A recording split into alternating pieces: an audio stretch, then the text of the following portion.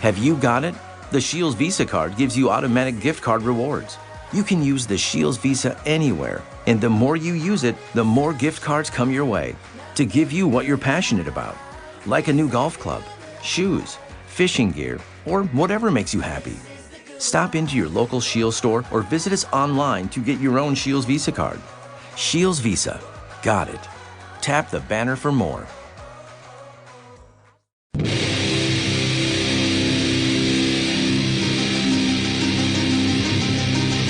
10, 9, 8. Ignition sequence has started. 6, 5, 4, 3, 2, 1, 0.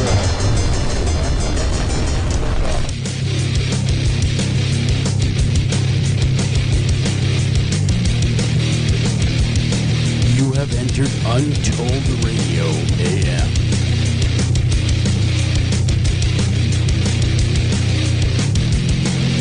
And now broadcasting from a secret location, your hosts, Joel Sturgis and Doug Hychak.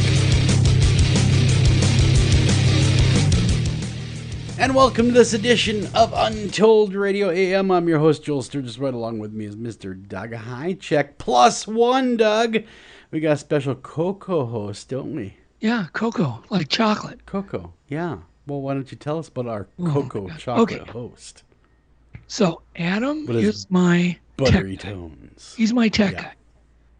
Without Adam, guys like me are pretty well hosed. I got to just tell you a quick story about Adam. So he needed to update my computer one time, and my Mac hadn't been updated in let's just say 12 years.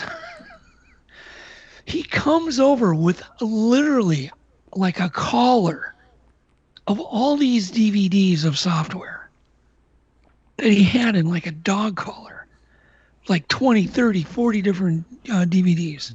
How did he fit DVDs? I mean, we'll get to that in a minute. They were USB drives. They weren't DVDs. Yeah. Adam, be quiet. I haven't introduced you. Anyhow, he's got, USB drives, but he's got so many of them because you can't upgrade your software until you upgrade the one before it. So you had to upgrade that one and then that one and then that one to get us up to modern day, right? Yeah. That's something only Adam, he'd be the only person in the whole world who would do that. I call it my nerd necklace. Everybody else said, take your supercomputer that's outdated and throw it away. And I'm like, I'm just curious. Really, this is the burning question. Why did you wait 12 years to update your computer? Because I hate updating software. But if you do it... No, listen to me, Doug. Stop. If you do it correctly, it's an automatic update. I know, but it wrecks it. So if you're... Okay, for instance, I do a lot of editing. So if you're editing a TV show and then they upgrade your software, I've had experiences where suddenly your entire edit is obsolete because it's not compatible with some new feature. But anyhow, to make a long story short, Adam also runs Minnesota's biggest short film festival in Minnesota here called Z-Fest, Very cool. which is really, grows and grows every year. It's getting huge. He's also an amateur, wet behind the ears, but very brilliant Bigfoot researcher. This Labor Day, HomeDepot.com is your one-stop shop for all things decor, with up to 30% off furniture, mattresses, home decor, and kitchenware. Online, it's a Labor Day savings event. Out there, it's a whole new way to enjoy your space. Whether it's finishing touches or a total transformation, find everything you need to make your home feel more like home at HomeDepot.com/decor. Free delivery on select items $45 or more, U.S. only, valid through September 15th, 2021. That's Adam. I mean, that's Adam in a nutshell. That's all you need to know. Adam, say something. Well, no. I mean, Adam's here, and I'd like to talk to Adam. Yeah, go ahead, Adam. Take the floor. Thanks, Doug. That was awesome. So Z-Fest is awesome. We just had our screenings on Friday, Saturday, and we have the Big Best of Fest coming up on June 25th. So you can, Radisson Blue, if you're in the area, feel free to stop on in. How long is the average film in your film festival? There's a time limit, 8 minutes. Film? 8 minutes time limit. Most of them are right around that mark. Super And creative films. And what's your favorite genre that you show there for yourself personally? My personal comedy, because it's easy to tell a great punchline in 8 minutes. It's really hard to develop characters in 8 minutes, so drama doesn't work quite as well. But comedy's awesome. Socks are the #1 most requested item at homeless shelters. Underwear second, and shirts are third. At Bombas, socks were first, made with comfortable details for everyday wearing. Then underwear, and shirts too, all designed to perfectly fit. At Bombas, every item you purchase means you're donating an essential clothing item to someone in need. One comfortable clothing item for you, one donated to someone in need. Bombas, comfort for all. Get 20% off your purchase at bombas.com/comfy. This Labor Day, HomeDepot.com is your one-stop shop for all things decor, with up to 30% off furniture, mattresses, home decor, and kitchenware. Online, it's a Labor Day savings event. Out there, it's a whole new way to enjoy your space. Whether it's finishing touches or a total transformation, find everything you need to make your home feel more like home at HomeDepot.com/decor. Free delivery on select items $45 or more, U.S. only, valid through September 15th, 2021. Very cool. Very, very cool. Man, 8 minutes is rough. I've seen some really good films wrapped up in 8 minutes or less. That makes you go, man, I want to see the whole thing now. But then you realize I just did see the whole thing. What one was I sent not too long ago? Never Hike Alone was a short film featuring Jay. That was more than 8 minutes, so that was quite lengthy. It had to be about 20 minutes. And that was very creative to pack all that in. What made you want to do that part of it, start that film festival? I participated in the 48-hour film festival, and I had a lot of fun doing it, but I didn't really like the way it was run. So I just said, hey, let's talk to my boss and said, let's start a film fest. And he said, okay, you're in charge. Let's get it going. And 12 years ago, so we've grown pretty significantly each year, and now this is our 12th year. It's fantastic. That's amazing. 12 years. That's a long run.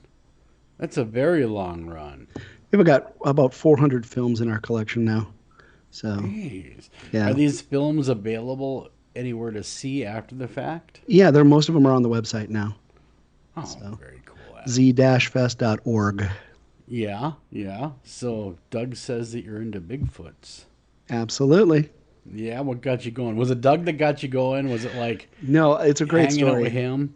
And my son comes home from elementary school, and he's super excited. And he goes, Dad, I talked my teacher into letting me do a report on Loch Ness Monster. And I'm like, wow, that's awesome.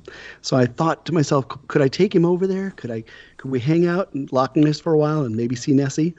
And then I said, well, no, let's get something a little closer to home. What do we have here? And I'm like, oh, yeah, that's right. We got Bigfoot here. So I started looking online and trying to figure out where the most sightings were. And I ran across the Patterson footage for the first time, really online close-up. And I instantly said, this is legit. This is some serious footage. And I instantly became a believer. And so now I'm just kind of actively out there doing my thing, trying to help Doug out and whoever wants my technical support for hunting Bigfoot. Well, that is super cool. Tonight we've got a great show on. Actually, it's a friend of both of you guys that's coming on. Jim Myers is coming on the show, and he is, for the past few years, Jim has been doing a lot of public speaking. He is also a Bigfoot researcher. They also built the Sasquatch Outpost. So you want to hang around, that'll be the bottom of the hour. You want to hear about all that. So it is becoming Sasquatch Central for the Western United States. So we're going to hear more about that from Jim when we have him on.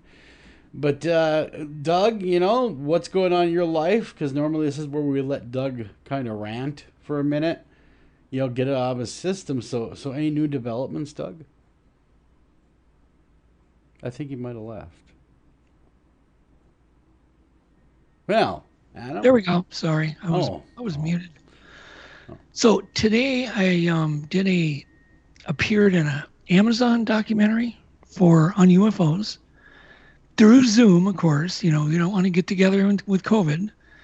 So all these producers are doing these docs, interviewing people with Zoom, which it's fine. It's okay. But it is kind of odd. And I told them a story that I don't think I've ever told you about The magnetic UFO. Have you heard this story? The magnetic UFO? I have not. What's the magnetic UFO? Okay.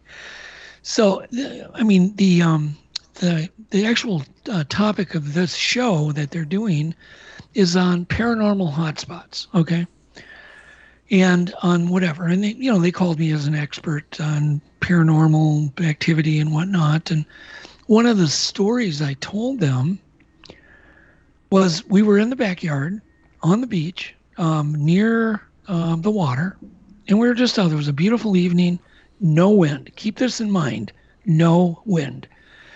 And all of a sudden, over the roof of a house across the lake, we see a white light coming over the roof, pretty low, makes it over the roof, heads right for us, and we're watching it go by. It's like not that extraordinary. It gets just above us, and then all of a sudden, we hear the swing set start moving at my neighbors. It just goes back and forth, back and forth. And we're looking at each other going, there's no wind. Then all of a sudden, all the car alarms, not one, all of them, for every car alarm in the neighborhood went off. So you can imagine that chaos. Then, immediately after the car alarm started going off, of course, dogs started barking all over the neighborhood and howling and whatnot. And then the aluminum docks that surround the lake all started to bounce. And they were not only bouncing, they were flexing. And you could hear the crunching. I want you to picture 60 metal docks all bending and crunching, bouncing, and there's no wind, dead silent except for all these car alarms and dogs. And we're like, this all came on so quick. We're like, what the heck? And we're just looking all around us, and then just like that, it quit. Everything just stopped instantly. Car alarms went back to normal, dogs quit barking, and the docks all settled back down. And that was a life-changing night because, did it have anything to do with that orb that went over our heads? Or did it not? And as you know, aluminum is not magnetic. Magnetic, no. Right. It conducts electricity very well, but it's not magnetic. So whatever affected all of these things could affect aluminum big time and turn it magnetic or whatever. But to hear these big, heavy metal docks, including mine, crunching and bending was quite the scary sound. Wow, that is quite the tale. That's crazy, yeah. Did anyone else in the neighborhood mention to you? I'm sure everybody was dashing out of their dashing out to turn their alarm off. Sure. Because if you have your car parked in front of your house and the alarm goes off, you need to go out and, hit the fob. Yeah. So, no, we were out there alone. It was, 2, 3 in the morning. And we're just out there just looking at the sky. And How long was the event last, the whole event? Oh, God. Well over a minute. The entire event. Started with the swing sets. You could hear all of them in the neighborhood swinging as if there were kids swinging on them. And, they kind of make their own distinct, that kind of, and they're all going. And we're like, the one next to us was going, the one across the lake.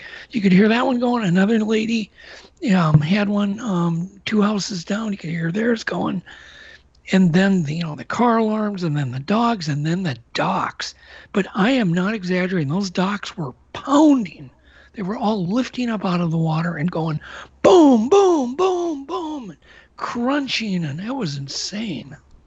Wow. That is very interesting. Yeah. Very interesting. Adam, you ever seen a UFO? I have. When I was a kid, I grew up in a ghost town in Georgetown, Colorado, and I got off the school bus one day when I was probably 7 or 8 years old, and me and a couple kids just looked up above the mountain, and there was just one parked there. It was a giant black oval, and it was so black it absorbed all light. It was just insane. We just couldn't figure out what it was, and it appeared to be about the size of a football field, like 300 yards. Large. Really big. Yeah. So we just watched it for like 15, 20 minutes, and we finally got bored and just left and went to play. Okay, hold on. What year was that? That would have been like 74. Oh my God, Joel! Isn't that the year that I told you that big UFO was parked? The big Yes, UFO yeah, was parked yep, over I-16 yep. or 694. Yes. Adam, we have to Yeah. talk more Okay. All because right. you may have not heard this, but I had told Joel about a story that literally stopped traffic on 694 where this giant UFO was parked over 694. Yeah, mine was just parked there, just it's motionless. Yeah. So is it possible that you saw the same thing? Because this was described as a half a mile wide and black. Yeah, it was kind of oval shaped and looked like a hole in the sky. It was insane. It was pretty Gosh. crazy. Huh. Joel, we just found our witness. Well, what also amazes me is you've never asked Adam if he's ever seen a UFO before. No. Oh. Did I ever ask you? We normally talk about Bigfoot. Oh, I've see? seen it go. I've seen a ghost before too. That was kind of cool. So Yeah. Yeah. Well, Yeah. tell us about seeing your ghost. Yeah.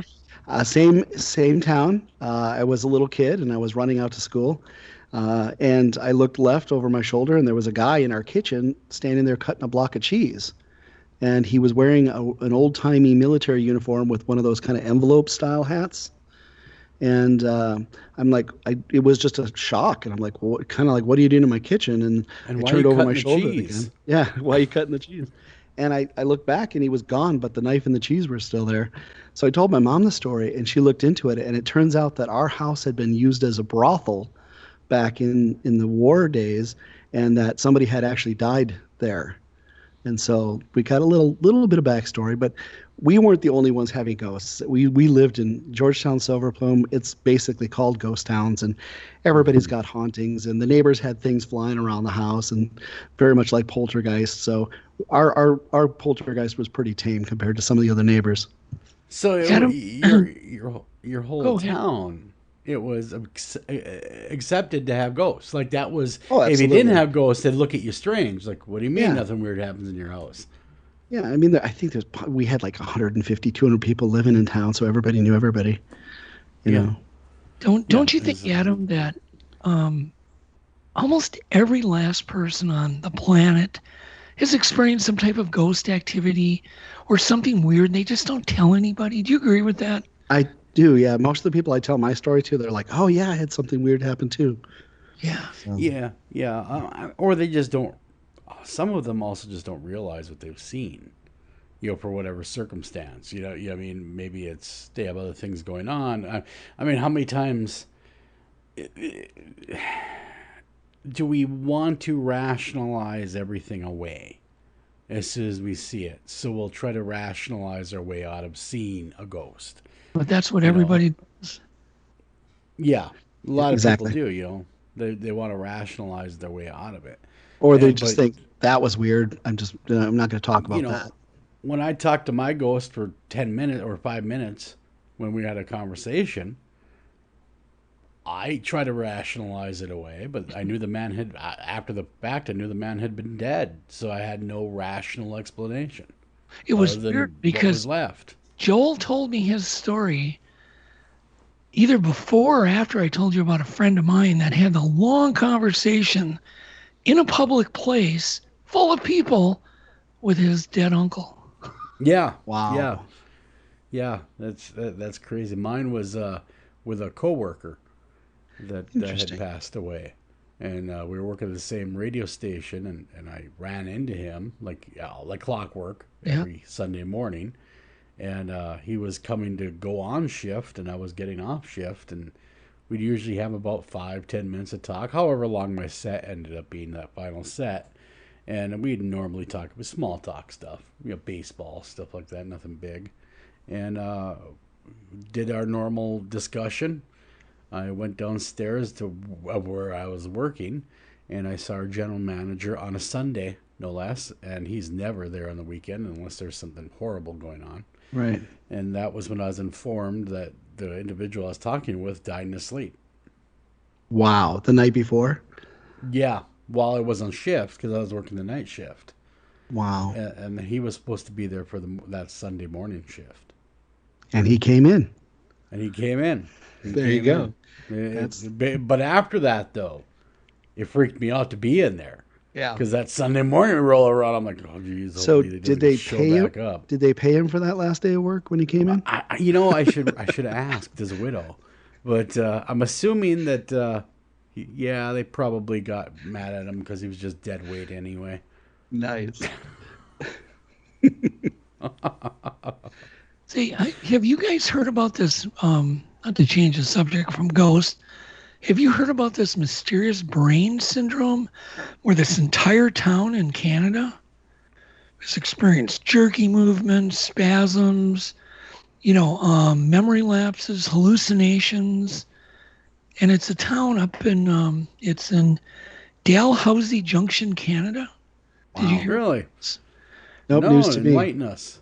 Well, there's really not much to say. They're having things like insomnia, they're having trouble walking, nightmarish visions. Mm-hmm.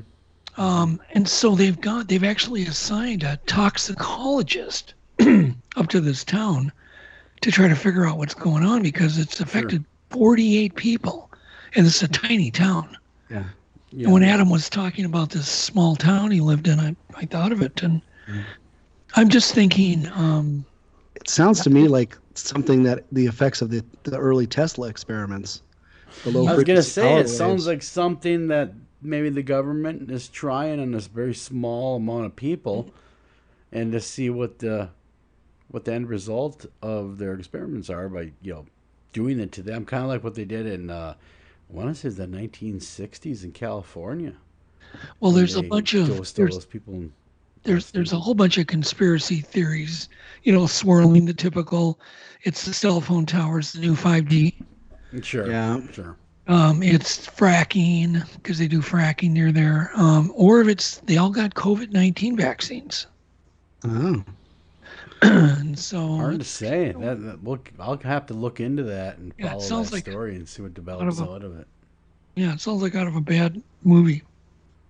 Yeah. Speaking of bad movies, we've been seeing a ton of dead animals in our neighborhood, birds, all sorts of things. Just like to the point of kind of weird. Like I found a dead goose on my beach, just totally untouched, dead, upside down. And I said to Yvette, I go, oh, I hope we don't find another dead bird by tomorrow. Sure enough, next day now there's a dead bird. You cursed yourself with the dead bird syndrome. But then you drive up and down the street and there's dead birds laying in the gutters, or whatever. What do you call that where the water runs? Curb. The curb gutter. Yeah. Dead birds laying there. You mean the rain sewer gutter? Yeah, the rain runoff thing. But the interesting thing is they just rolled out 5G and turned it on here too. Wow. And I'm just. Do you guys really think that is connected though? Adam, actually, me and Adam have studied that. It's pretty intense stuff, yeah. So what's the theory behind it? Why would the 5G affect life and animals and bees and people? I've got a good 5-year-old explanation. If you want to hear a 5-year-old explanation. Okay. So 5G, the best way to explain it, because most people don't really know what it is.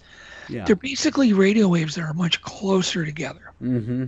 So they don't travel as far. So if you picture throwing a rock into a pool, then you get those ripples.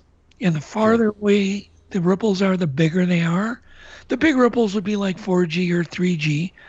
They're still there, but it's the close ripples. They don't travel far, and so they have to have more towers, far more repeaters. Like, what is it, Adam? Almost every 1,000 feet. Yeah, they have to be pretty close together, exactly. Yeah, because they don't travel. But here's where it gets weird, and this is something nobody thinks about.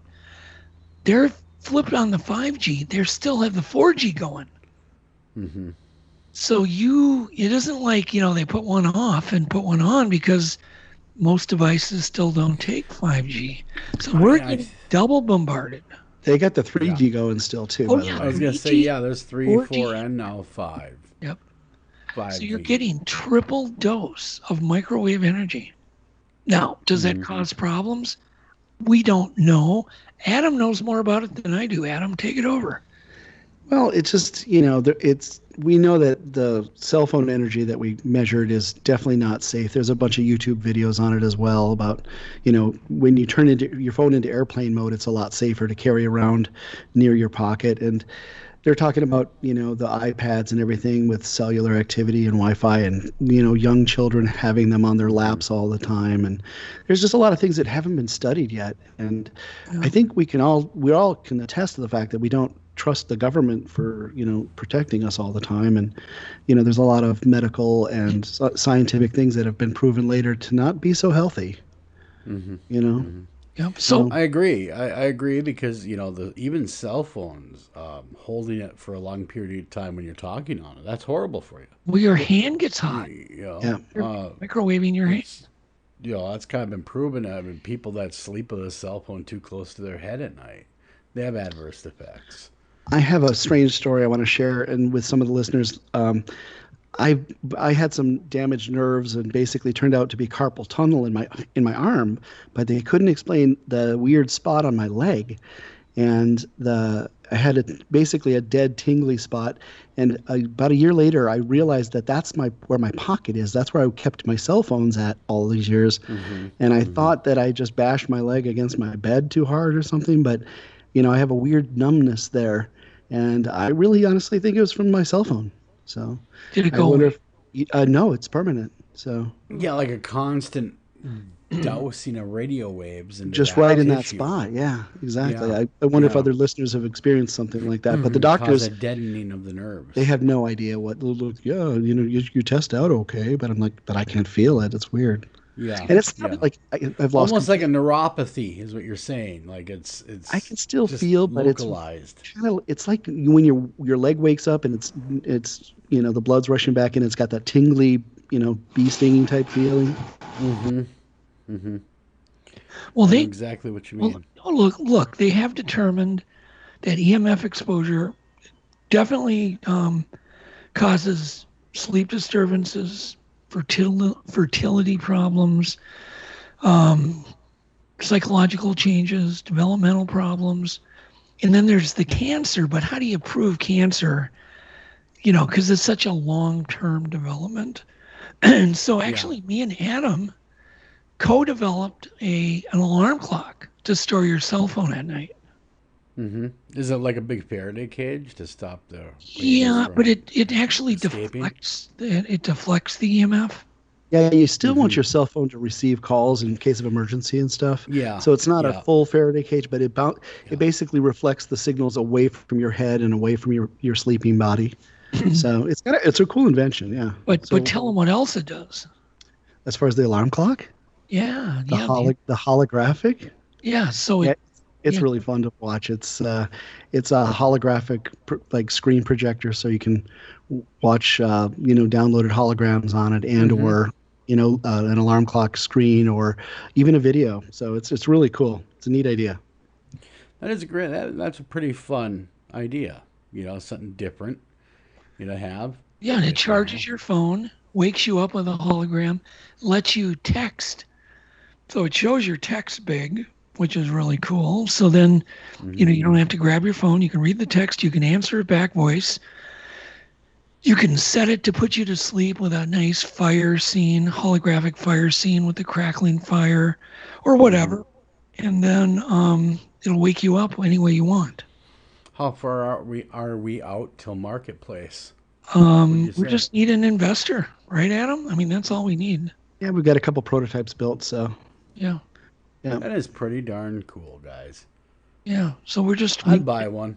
If there's any investors out there that want to invest in a really cool, great product, we're ready to go. Where's Ron Popeil or whatever his name is? You need him. Ronco? Oh, God, yes. Ronco. Yeah. He was a big investor in all that stuff. Guy that used to do the actual demos. Because I used to Wasn't that him? Maybe that was. Yeah, that was Ron Popeil. I think it was. And then he had the one invention that was spray on hair. That's the one that really sticks out in my mind, whereas, spray can and they'd spray these bald guys. Yeah, with the flocking. Yeah. Electrostatic flocking. They do that now. Yep. Yeah, and then there's the set it and forget it, Showtime rotisserie. Man, he was the king of cheap stuff, right? But he knew how to sell it. The pocket Yes, the pocket fisherman was that worked for about 2 seconds. Yeah. He never promised it'd work long. He just said it'd work. But I had one of those, and I think a fish I caught broke the scale on the first time I measured it. So. And then I think that didn't he invent it was like a peeler, like a potato peeler. Yeah. I think that's how he got started. I think so. I think that's why he got the peel. I miss those days. Yeah, those late night infomercials. Yeah. They don't do them like they used to. It was actually fun to watch back in those days. Yep. But yeah, so if there's an investor out there who wants to get in on the action with this cool alarm clock, now is the time to jump on the bandwagon. And don't be a part. Don't forget the EMF reflector / shield part of it. It's kind of cool. Yeah. So and it charges your cell phone wirelessly. I'm sure. So you don't even have to do that. You just shove it in this you slide it into the alarm clock and you're done. There you go. Speaking of sliding things, we got to slide in the break, and we come back. We're going to be talking, of course, of Jim Myers. Don't go anywhere. We'll be right back right after, as soon as I cue up this commercial.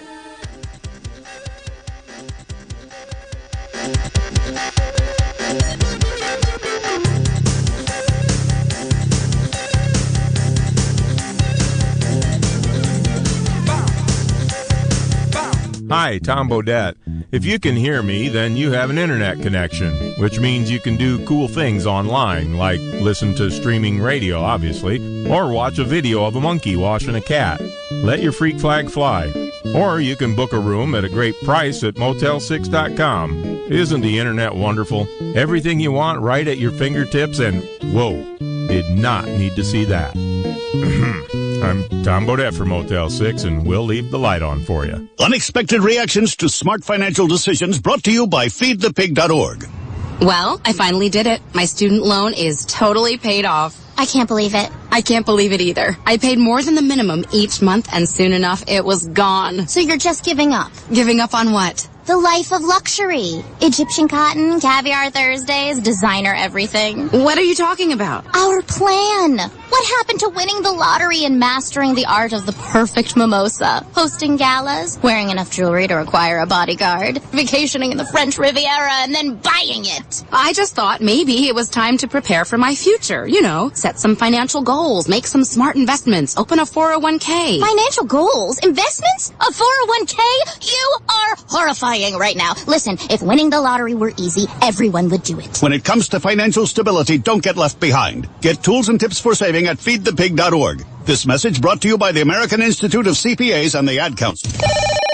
Northern Tool and Equipment. So me and the boys head out to tailgate today and find some other fans in our spot. Well, it happens. Cheering for the wrong team. Oh, this is war. Even worse, they've got this couch set up and everything. A couch? Yeah, it's sectional. All right, first thing, don't ever use the word sectional again. Done. Second, I want you to grab a 4,700-pound tow chain with J-hook and grab hammer. Throw that on the back of your truck. Got it. Now you're going to Hail Mary the J-hook over the end of that couch. Time to find a better spot for your new friends.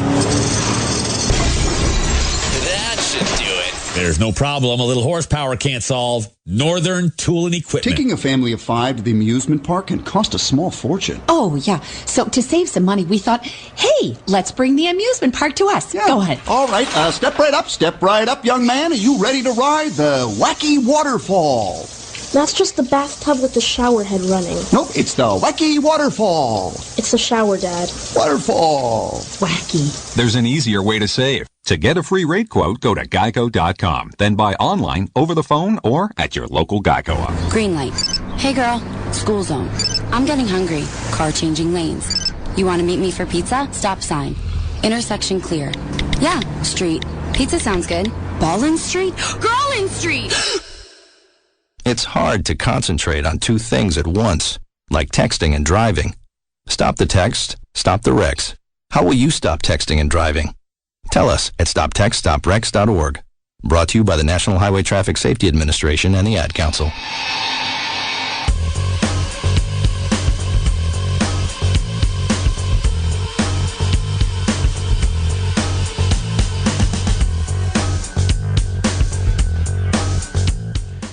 And welcome back to Untold Radio AM. I'm your host, Joel Sturgis. Right along with me is Mr. Doug Hychek. And tonight we also have special co-host. We have Adam with us as well. And I'm trying to pull up your last name, Adam. What's your last name? Colt, Adam Colt. There it is, Adam Colt. How could I forget that? Oh my gosh. What the heck? Joel? Must be the heat. You guys all have really cool names. And my name is horrid. What? How do you figure? Hychek? Oh my God. Nobody knows wrong with Hychek. So, there's nothing wrong with Hychek.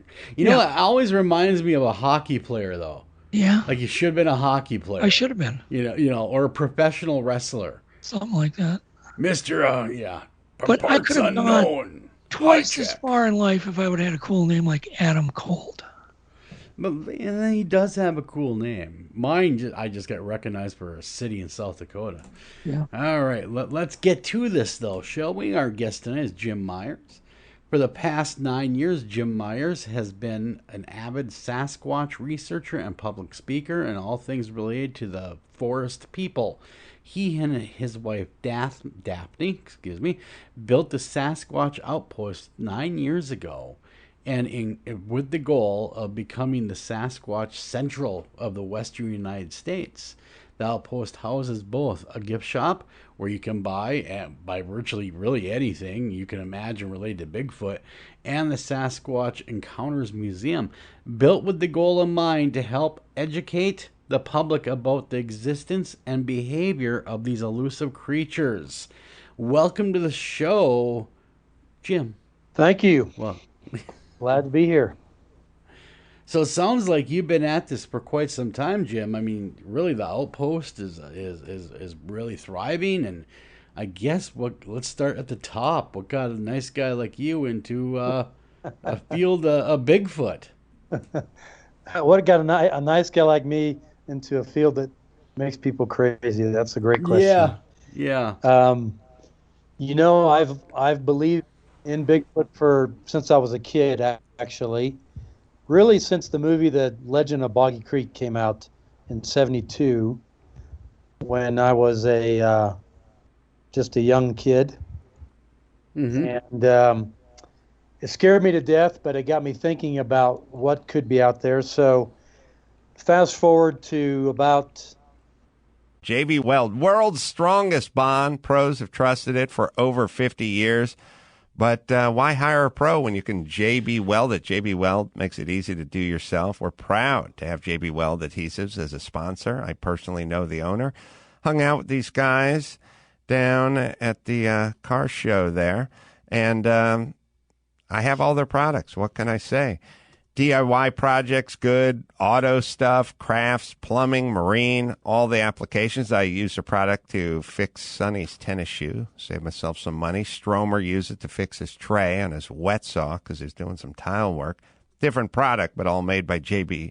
Weld. J.B. Weld just acquired Herculiner, the original DIY truck bed liner.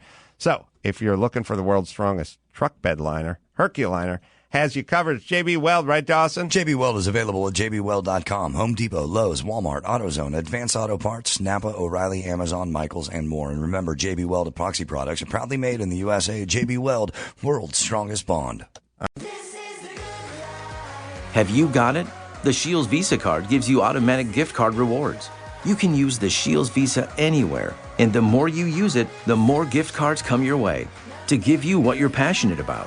Like a new golf club, shoes, fishing gear, or whatever makes you happy. Stop into your local Shields store or visit us online to get your own Shields Visa card. Shields Visa. Got it. Tap the banner for more. The late 90s, with the advent of the internet, and I started doing research, and then fast forward to 2009 when my wife and I moved to Colorado from living overseas. And things started to develop quickly. Actually, we were going to just have a grocery store mercantile to begin with. And two things happened when I was working to renovate the store that we now own. I met my first eyewitness. It was a gal who owned a lodge here in Bailey, very credible woman.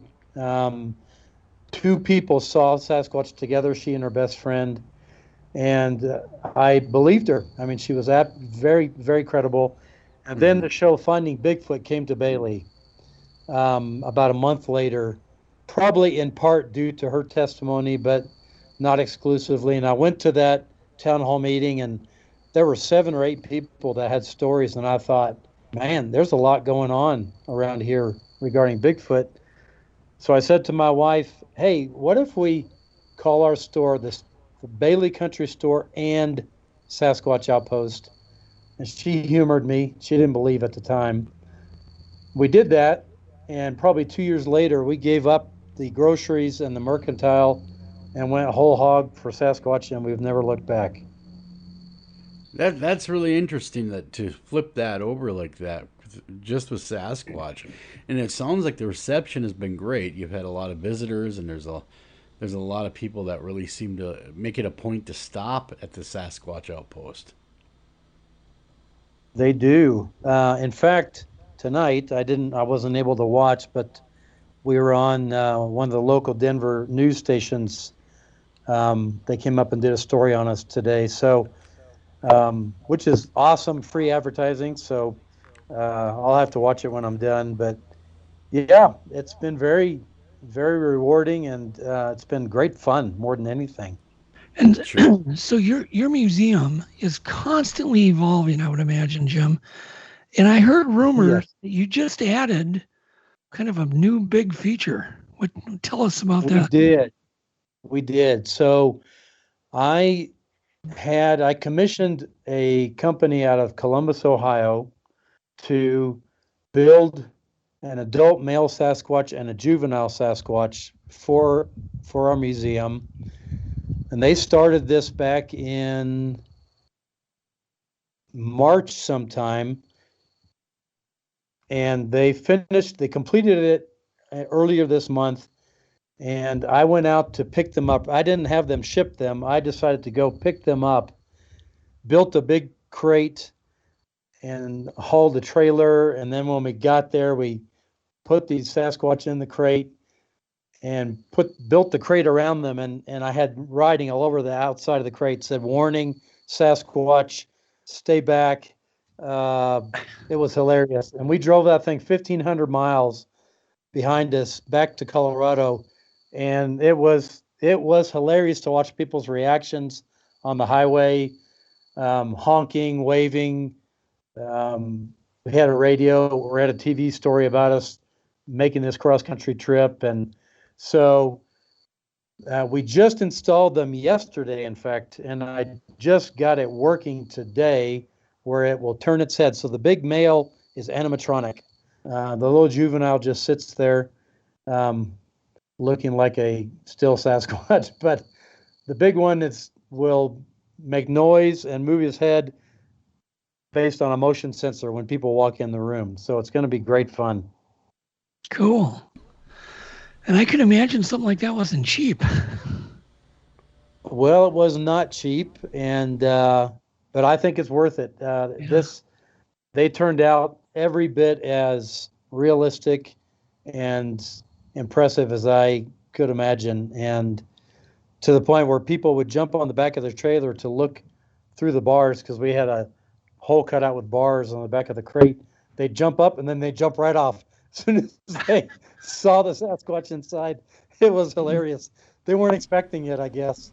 That was great fun, I'm sure. So I was going to mention, Joel and Adam. So I called Jim the other day, and of course he's out in the woods, and I hear this. He's still out in the woods. He's sitting out in the woods right now. Oh yeah, but I hear this, what sounds like gunfire going off. And he goes, "Oh, that's not gunfire. I'm out here. I'm out in the woods practicing with my bullwhip." And I thought, and I went, "God, life doesn't get any better." Grown man out in the woods with a bullwhip, middle of the afternoon, and he's talking with me about Bigfoot. And he's good with the whip. I've seen him in person, so yeah. So you put on like a Wild West show, is that correct, Jim? Yes, I have a team of men and women, excuse me, actors, and we perform around our county and around Colorado. I'm not sure where you saw us, Adam. Was it in Bailey? Georgetown. Yep. So we robbed the trains in Georgetown, Colorado, multiple times during the summer, and so yeah, it's more fun than a middle-aged guy should be allowed to have. And we dress in authentic outfits that have to be period correct, and we use single action Colt 45s with blanks that we load as full of gunpowder as we can get them, so they put out a big flame and lots of smoke. And we get hired, man. People hire us to come perform, and it is more fun than I should be allowed to have. It is, and I get to crack my bullwhip. So yeah, yes, it's great fun. He drew quite the crowd when I saw him in Georgetown at the 4th of July. Are you going to perform again this year?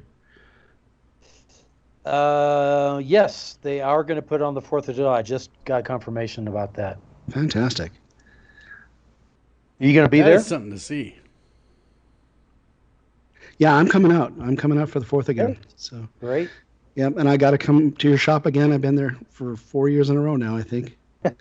So. It's changed. It has changed. It's always changing. So Doug is right about that.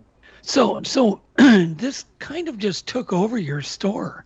I mean, it kind of morphed into a museum. Is that correct? Well, we had the store, and people kept coming in with questions and wanting to understand, how does Bigfoot, what do they look like? What do they do? And I thought, we've got these storage rooms in the back of the store that we weren't using. So we built the first half of the museum in 2016, and then we expanded it, doubled the size in 2018. And we've added new displays, new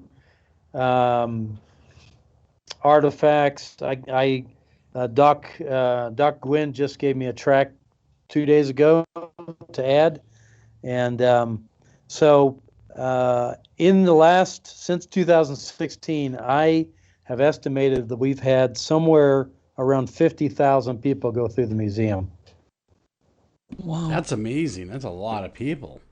I think I've gone through it 3 times. So 2 down like Bailey, yes. So what do you think there's a huge interest in Bigfoot. I mean, I've seen this grow and grow and grow. Where do you think it's going to end, Jim? It's a good question. I'm amazed at how it's grown. I'm amazed at the numbers of people that continue to increase every year that keep coming to our store and museum. I mean, it goes up exponentially every single year. It's not slowed down since we started the museum and the store. I think, personally, I believe what's going to happen next is that the government is going to have to come out with some kind of statement, just like they did with the UFO phenomenon recently. I think their hand is going to get forced somehow when it comes to Bigfoot, and they're going to have to come out and say, yeah, we know they're there. We've known it for decades, and they're going to have to give some explanation why they didn't say anything, which will be interesting. But to me, that's the next logical step of what's going to happen in the evolution of these. Definitely strengthen numbers. Forest people. Strengthen numbers. Yes. What do you think? What do you think Bigfoot is? You think it's an ape? What do you think he is, or she, or it? That's $1 million question. Depends on which researcher you talk to, and we're kind of divided into 2 camps. You have the ape camp and the human hybrid camp, and so the ape camp would say they're a great ape. They're a descendant of Gigantopithecus, which is an extinct great ape. Which, if that's the case, you would expect them to look like an ape, act like an ape. And although they're hairy, that's about as far as the resemblance goes, as far as I'm concerned. So I'm firmly in the part human, part something else camp. Kind of like the missing link camp. Well, there's so much about the. We're losing your connection a little bit. He's out in the woods. If you, I'm in the woods. There you go. And I can move inside if I need to. If it does that again, let me know and I'll move. Into closer range. But so I'm firmly in the human hybrid camp now. What the other part of them is than human, I couldn't tell you. But they do so much that is human-like.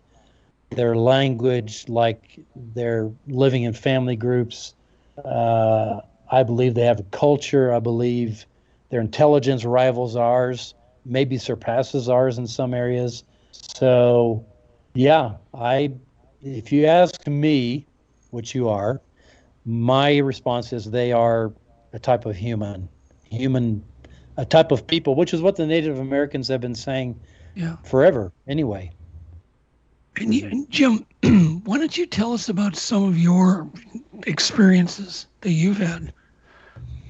Well, the only daytime visual I've had was at a very popular resort lake about 13 miles from here called Wellington Lake.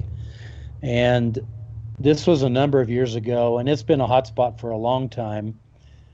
We used to have people coming in every summer, multiple people, talking about sightings or vocalizations, but for some reason that's slowed down. But we were camping there because it's a hot spot, and I was fishing early in the morning, and I was the only one up, as far as I could tell, anywhere in the campsite. So I fly fish, and so I'm casting, and I'm looking around me as I'm casting because it's a hot spot. And above me, to my right, is a big rock outcrop, maybe 200 yards as the crow flies above me on the side of the mountain. So I glance up there, and there's a huge creature looking down from there, standing on the edge of that rock. And it was all one color. So I looked at it and I thought, that looks like a Sasquatch. And right then a fish grabbed my fly. So I turned and looked at the fly and turned and looked back, maybe 2 seconds, and it was gone. Faster than it could walk away, run away. It was there and then it was gone. And that's the only visual I've had. But as far as encounters, Doug, I've had more than I can count now. A recent one was last April. I went out backpacking with a friend of mine who's a big avid squatcher. His name is Jason Frank. And we backpacked in about 1.5 miles. And the area where we were backpacking into was the location of a sighting many years ago. And there's reports even today. So we hike up Goose Creek quite a ways, and then we set up camp. And he had his 2 dogs with him. So we set up our tents, have dinner, do some fishing, and then I hung these little LED lights in a tree maybe 30 feet from my tent just to see what Sasquatch would do if they came into camp with those lights. And it's funny because I turned them on about 8, went to bed about 9. I woke up several times over the next couple hours, and each time I woke up, it looked like the lights were a different color. They were green, and then I thought, that's really strange, because I had them on multicolor, and then I went to sleep, and I woke up, and they looked blue, and I'm thinking, this is really weird. I know I didn't leave them all blue. So that kept happening. So about 3 a.m, the creek is very loud. About 3 a.m, I distinctly heard something walking across the creek towards our side. Jason told me later he heard it as well. And so I start paying attention at that point. And right then the lights in the tree went out. Don't ask me how they turned them off, but they turned them off. In the morning, I checked the batteries. The batteries were still 100%. So it wasn't because the batteries died. They turned them off somehow. So, and then his dogs start growling in the tent next to me. And he said that they were looking at my tent when they were growling. So I put my little FLIR attachment on my iPhone, and I'm just scanning, hoping I could penetrate the tent, which I've realized the FLIRs cannot do. But so I'm just looking around the inside of my tent. It's pitch black. All I'm getting is the thermal image. And I start seeing something rubbing its hands down the side of the tent, just kind of investigating. And I'm convinced it was a Sasquatch because bears don't do that. No other animal does that. And so I could see the shadow of their hands on the sides of the tent, up and down and side to side, even though I didn't realize at the time what I was looking at. I didn't realize till maybe a week later. I could see shadows, and I thought maybe it was outside the tent, but it wasn't that. It was the shadow of their hands running down the tent. And so they were definitely in, at least one was in the camp. And then 2 nights later, I had already hiked out. 2 nights later, they saw one in camp. It came in and was pacing back and forth, and they found 15-inch tracks in the morning, going back and forth and then going around the tents. So, yeah, we definitely had a visitation. So that kind of thing happens pretty often when I camp, actually. And wow. I'm amazed that more people don't have experiences like it. Or maybe they do and they don't know what's going on. Yeah, I think they do. There's got to be no more of a vulnerable feeling than being behind nylon and knowing there may be an animal or a creature, 600-800 pounds, inches from your head. Yeah. In between me and the Sasquatch is, 1 millimeter of nylon and a flimsy pole, a couple poles. So it's actually amazing that they don't penetrate that barrier. It's like they respect that barrier. People ask me, why don't you jump out and get a photo of them? And I'm like, because I don't have a death wish. I don't want to jump out of my tent when this thing's sitting right there. And it's kind of an agreement we have. It's an unspoken agreement. I'll stay in my tent. You stay outside my tent.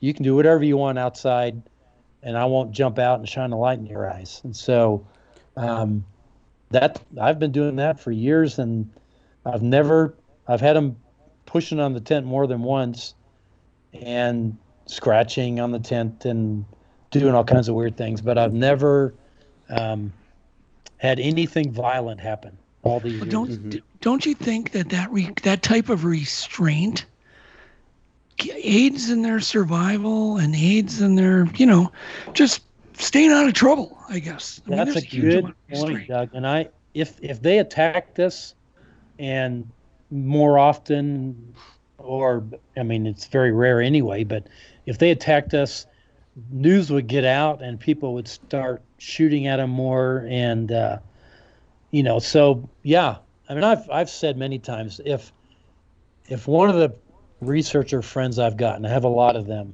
has a violent encounter or is killed or disappears, it will give me pause for thought, for sure. But yeah, I've been doing this a long time. My friends have been doing this a long time. We've all had the experiences when we've been scared out of our wits, no doubt. But we've never been harmed. So Sure. And, just really quickly for everyone that's tuning in, we're talking with Jim Myers. He's from the Sasquatch He's the founder of the Sasquatch Outpost, rather. And he's also a researcher. Jim, I got to ask you, what's your theory, if you have one, on how they're able to avoid almost all photography? They do avoid almost all photography, and there's probably 1 million trail cams at any given time around this country, and nobody gets Sasquatch.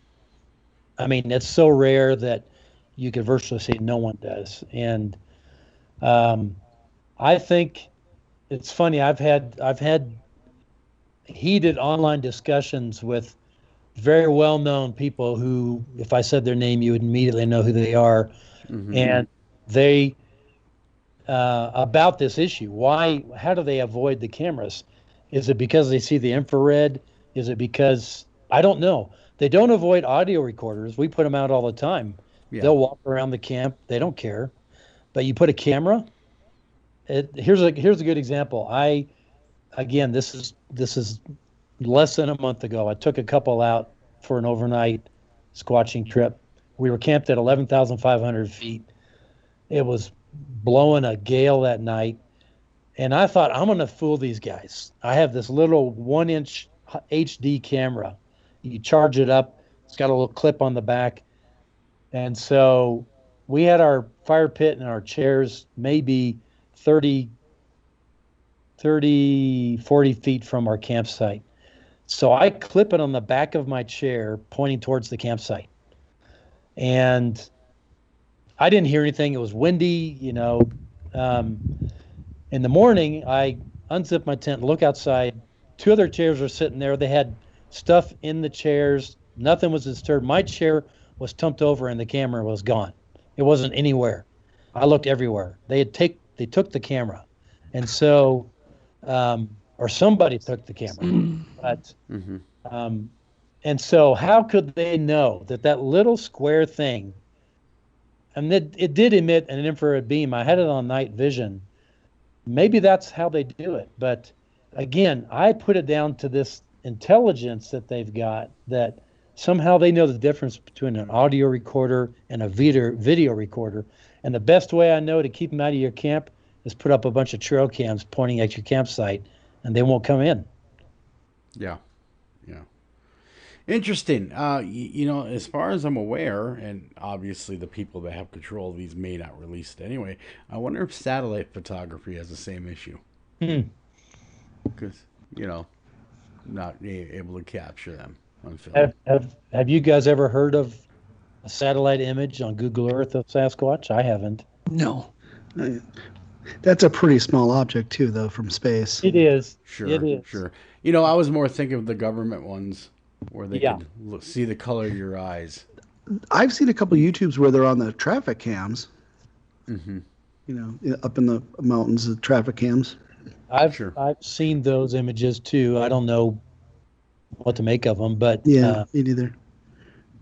But yeah, I think technology is changing.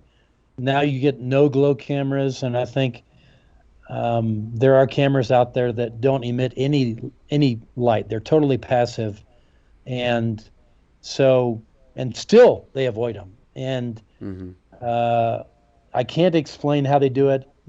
And for that reason, I don't know how or when we're going to get another piece of footage, the likes of the Patterson Gimlin, because they're avoiding it.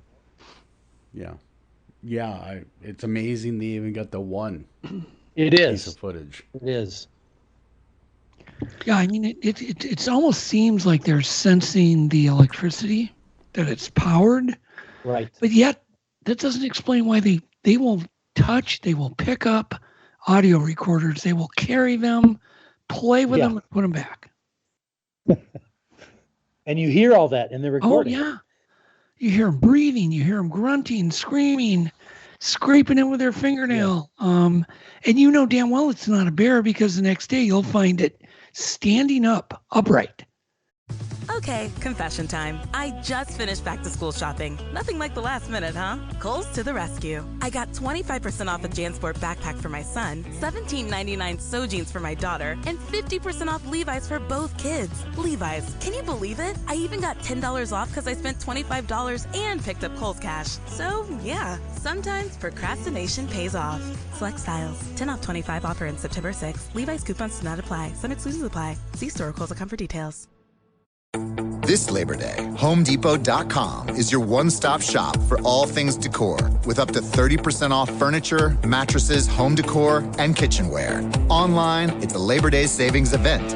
Out there, it's a whole new way to enjoy your space. Whether it's finishing touches or a total transformation, find everything you need to make your home feel more like home at HomeDepot.com/decor. Free delivery on select items $45 or more, U.S. only, valid through September 15, 2021. Where it had to be balanced in the middle of the trail. Yeah. It's like they do that on purpose, just to mess with you. Just to get our goat. Yeah. They do mess with us, I think.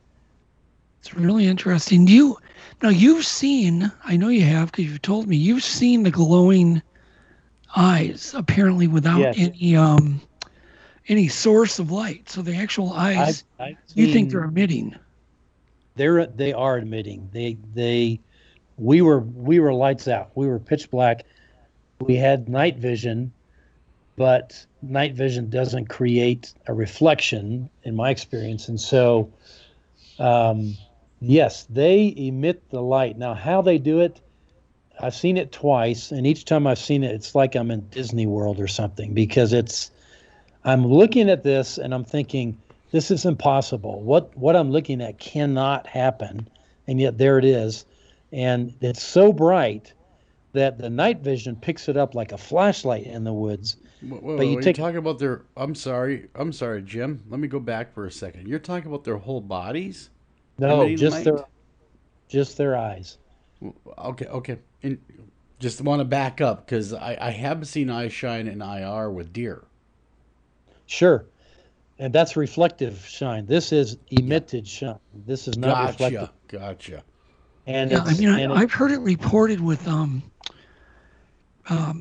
described as beams, almost. It's so bright coming out of their eyes. At times. It is. Night vision, because it's so sensitive to light. The first time I saw it, we were in an area I'd never been to before. It was late at night, maybe midnight. And I wasn't looking for eye shine. We were sitting on the top of a hill and just seeing if anything showed up as far as vocalizations or whatever. And I see this pinprick of light. And you know how at night you can see better out of the peripheral vision than you can your straight on vision. And I would look at it straight on, and I would lose it. I would turn my head, I could see it again. And I didn't say anything for a while, and finally they got bright enough. I said to this couple, "Do you see a light through the trees there?" And there were a couple of them. And they said, "Yeah, that must be a campfire or something back there." I said, "No, this is Lost Creek Wilderness. There's nothing back there for 50 miles." And they didn't believe me, and so we're sitting there, and the lights are getting a little stronger, and all of a sudden the guy goes, "What the?" I said, "What?" He goes, "Those things are moving." And I said, "I told you it's not a campfire." And none of us had binoculars, because you wouldn't think of going out at night with binoculars. But I had a night vision device, and I held it up, and it was like, boosh, this bright light, and I could see two eyes, and it's almost like they lit up the bushes around them. That was so bright, and they were moving. And so we watched them for a while, and they made their way, one to our right, one to our left. And I was getting uncomfortable because I felt like I was getting flanked, and I'm with the people that I'm responsible for. So we got up to leave at that point, but they followed us because as we were going down a very steep hill to get out, I looked back up the hill, and I could see with my naked eye two lights at the top of the hill. So they were watching us leave. But after that, I started carrying binoculars, and with binoculars, if you can get them centered on the light, you can see two eyes. It's not just one light; it's two eyes. And I've seen up to 15 at one time, and different heights, different width between the eyes. The eyes are red, yellow, white. They change in intensity. It's amazing. That's why I say it's like Disney World. Do you ever see them blinking? I haven't seen them blink, but I've seen in my night vision the light would go off briefly, so it must have been a blink, right, and come back on. So, but through the binoculars, which is the way I really like to look at them, I've not seen actual blinking, but sure. They do it. I'm sure they do it. Have you heard, Jim, that humans have just a few cells left in each eye that actually produces light? It's like a prehistoric leftover trait that we have. But we only have like 3 or 4 of these protein cells in the back of our eye, but they produce light.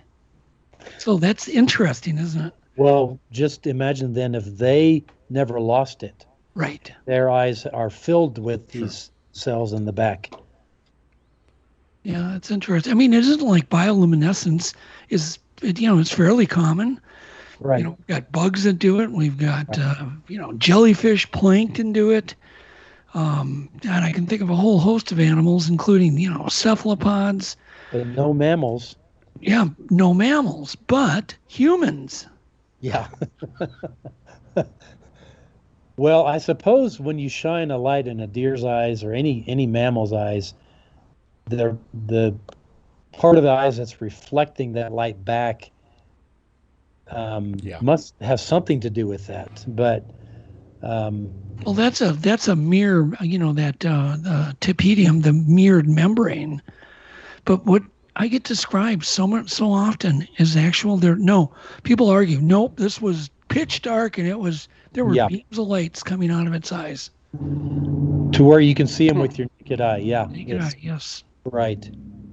Yeah, but I have heard it described as them lighting up, a tree.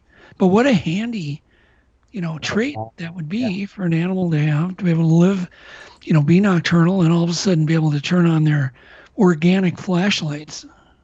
And they don't do it all the time. So I've been around them many times in the dark, and there were no eyes. But this one area, it's the same area I've gone to twice now, and I think there's no trails back there. We were bushwhacking it back into this area, and I think they were I haven't seen it again after those first two times, and I've been back there numerous times. Mm-hmm. I think they came in, they were curious about who we were and what we were doing back there, but they've stopped coming in now because they realized the answer to that question. So that's my theory anyway. Interesting. David Ellis, do you know who David Ellis is, Jim, from the Olympic Project? Yes, I know who he is. I've not met him. Well, David had just sent me a note. His theory on the camera systems, no matter how small, is they look like an eye. The actual lens looks like an eye. And that just freaks them out, and they get freaked out over it. So that's his theory. Yeah, it could be. I mean, that's as good a theory as any. Yep. Yeah. Wow. That's amazing, the eye shine and the fact that they're able to, they're really kind of a super creature then. We're talking about something that's a supernatural. So Jim, I got a question for you, Jim. Oh, yeah, how often do you take out these expeditions of people? As often as I get asked and I have time in my schedule. I've done one overnighter this summer, and I've probably gone out maybe 4 or 5 times on a daytime or nighttime with people. And I don't go to the same place twice in a row ever, just because people think they know where I'm going. And I've heard people claim that they go out there ahead of me and they're the ones that are knocking and whooping and all this nonsense. I don't ever tell anyone where I'm going, when I'm going, or who I'm going with. And so there's no way they could know that. But it's fun. I mean, there's some risk involved, and I've thought a lot about the liability of doing this. But I think there's a greater risk of people stumbling and falling down and getting hurt than something happening from a Sasquatch. Yeah. Gotcha. So they just come into your store and book an outing with you, or what? Yeah, or they'll call me up, or I used to do it online. I used to set up on my website dates and things and let people sign up. I don't do that because I don't want it. I don't do that anymore because I don't want it broadcast that I'm doing it, and I'd rather keep it low key. But word of mouth gets out, and everyone that's contacted me, it's just they somehow found out that I do it. Amazing. What's your best evidence, Jim? What's your ironclad evidence in your mind that you've captured that Bigfoot's real? Tracks is obviously the clearest evidence because we find them in the winter, especially in the snow.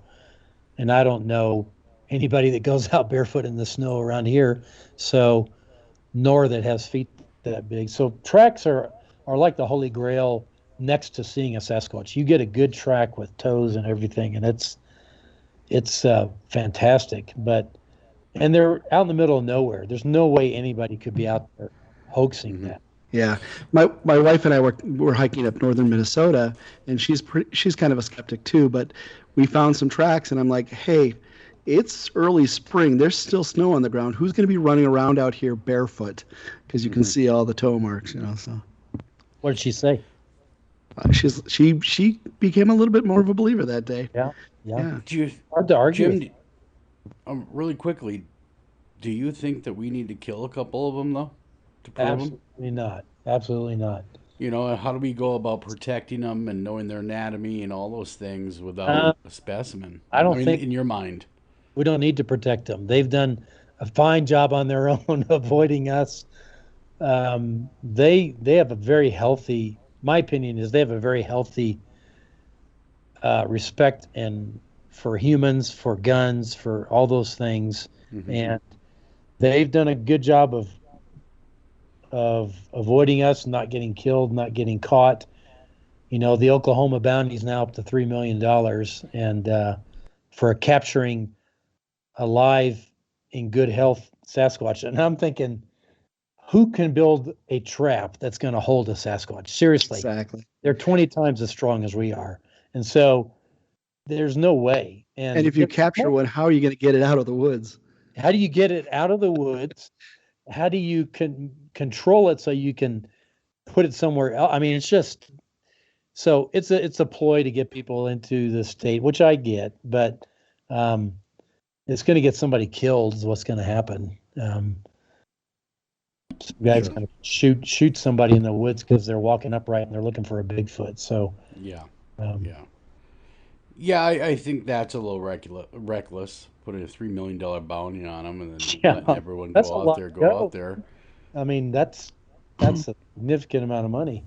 See, Jim, what are your thoughts about other geographic areas in the U.S. having Bigfoot populations?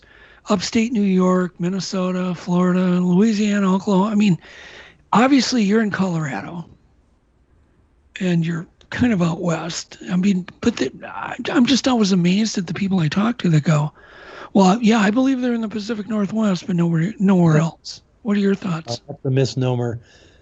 I think the reason that is because that's where Patterson-Gimlin was filmed, and there's been a lot of reports in the Pacific Northwest, but there's been sightings in every single state in the continental U.S., and there are states that rival the Pacific Northwest, Ohio being one of them, but the Deep South, you know, the skunk apes, the eastern seaboard, there's been sightings all up the East Coast. It's phenomenal how many sightings there are. I was talking with some people the other day, and the friends who drove with me out to pick up my models that I just picked up, and I said, I would be fascinated to know, even though you can never get this statistic, how many people in this country have seen a Sasquatch. I bet you it's hundreds of thousands of people, and most of them never say anything about it. Or it was just brief enough where they're thinking they could have just, well, maybe it was a bear, and they just talked themselves out of it. They're thinking it's one of those bears that runs around on two legs. Yep. And yeah. Well, even my footprint, it's like, yeah, I don't have any evidence of anything, you know. It's just I saw some toe footprints with toes in the mud, you know. So it's not really a sighting.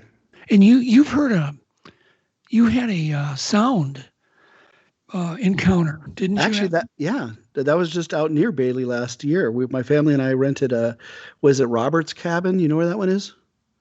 It's right by Como there.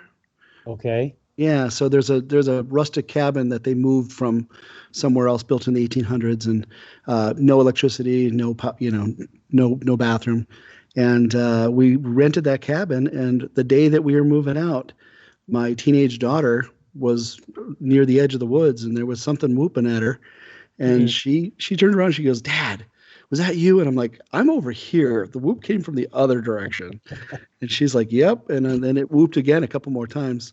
I whooped back at the end there, but yeah, nothing after that. What is it with the whoops? Because as far as I know, there is not one animal or one bird that does a whoop. Right. Am I off base there, Jim? think I've never heard anything else do it, and nor anything else knock on trees, or so much of what they do is unique to them, and their howls. I mean, we've all probably heard the Ohio howl and things like that. It's so loud, it echoes through the hills. Nothing else has that volume, and but they can mimic us. I mean, they can talk just like us, like we're speaking now, and mimic our voice, mimic our tone, which is kind of scary.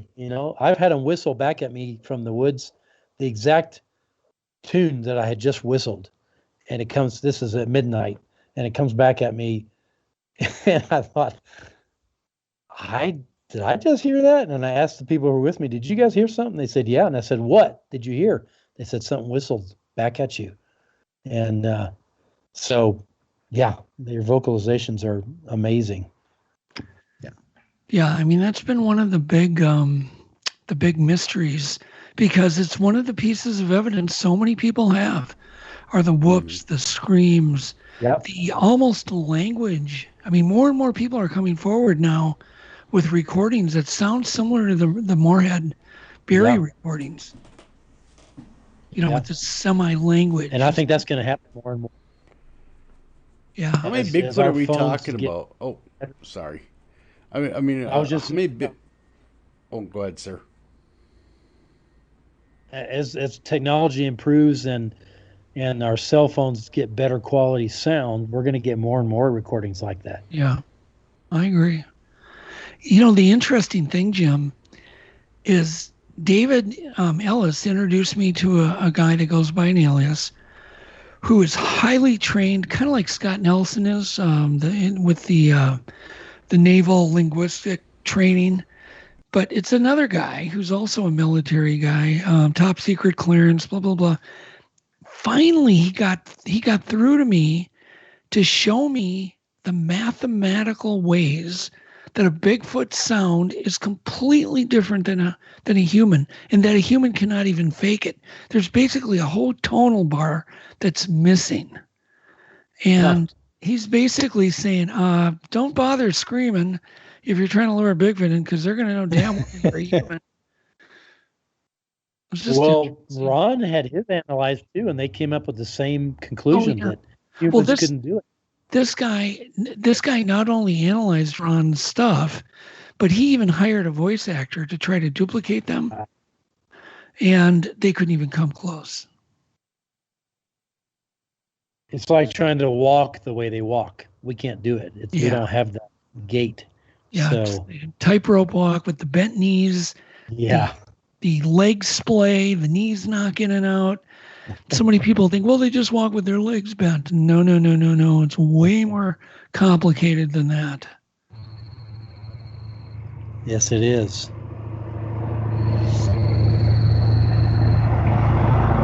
Well, here's your first vehicle going, Jim. Yeah, sorry, that was a big diesel going by. That's just ambient. It's atmospheric sound. It was probably a logging truck, right? Wouldn't it be amazing if we heard a whoop out here? What could happen? I'm not close enough to the woods, but we should get you doing a wood knock. Yeah.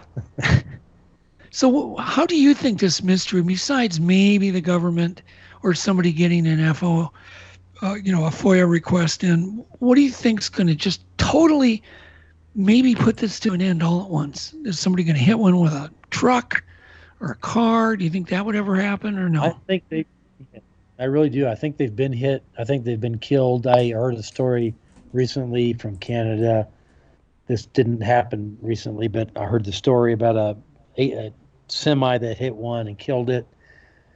And then, the body disappears and all these kind of conspiracy theory stories. But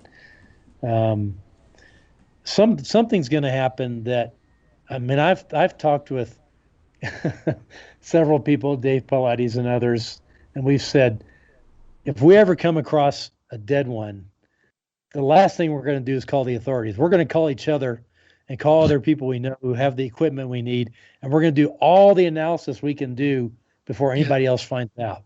Yeah. And we're going to hide it. We're going to duplicate it and make it redundant, and because that's what's got to happen is somebody's got to find a body that's not government related, a civilian, and have irrefutable evidence that they're real. So Adam and I, Jim, have been talking about a new type of a camera trap using like the A7 Sony camera that you had mentioned that does not project any IR lights, sees in total darkness, in color, just like daytime. And we actually got to use one here the other night. Just amazing. There's no way they could hide, Jim. It's like turns night into day. It's just absolutely phenomenal. Adam, can you talk on that more? Is it a starlight? No. It's just it's a great sensor, and it just has really low light capabilities. And it's the new mirrorless technology. And I just rented one. They're fairly expensive. If we build a trap out of it, it's going to be a really expensive trap, and I wouldn't want that to disappear. But so it's we got a long lens. What 400, Doug, was that? Yeah, it was 400 millimeter. Yep. Yeah. So, and we were able to see clear across the lake in the middle of the night. So it was pretty impressive. In color, Jim. Color was at night. And what was it, 8K or 4K we were recording? It's a 4K camera, yeah. In 4K. But they're $3,000 minus glass, so you're going to have $5,000 into it. Yeah. And what's it called? It's the new Sony A7 Mark III's. There you go. Is Sony the only one producing this technology? They just have the best low light. Okay. 409,000 ISO. No, I think it was like 40,000. It was crazy. It's 400. 400. Yeah, you're right. Yeah. 400,000 ISO. ISO. Yeah. Or like your one of your low light IR cameras is probably 12,000 ISO. Yeah. Yeah. Wow. No wonder it can pick it up. Yep. Yeah. And when I first saw it, I went, "Oh my God, game changer." We were doing surveillance in a swamp, kind of an eutrophicated lake. And we were looking, quarter mile, half a mile away, just like daytime. Yeah, it was pretty impressive. So anything that was out there, you would see it? We would have seen, yes. Yeah. And could have filmed it, yes. Wow. That's what's coming. Yeah. Well, and that technology will trickle down and more people will get it in a cheaper form. And so as technology keeps increasing, that's what's going to happen. I think we're going to get more images. Now, people can always argue that's not a real Sasquatch, that's Photoshop or whatever. But the more images we get, the better, because I think they're going to corroborate each other. I think images are going to be similar to one another, and people are going to realize that even though every Sasquatch is different like we are, they have certain characteristics, facial and otherwise, like we do.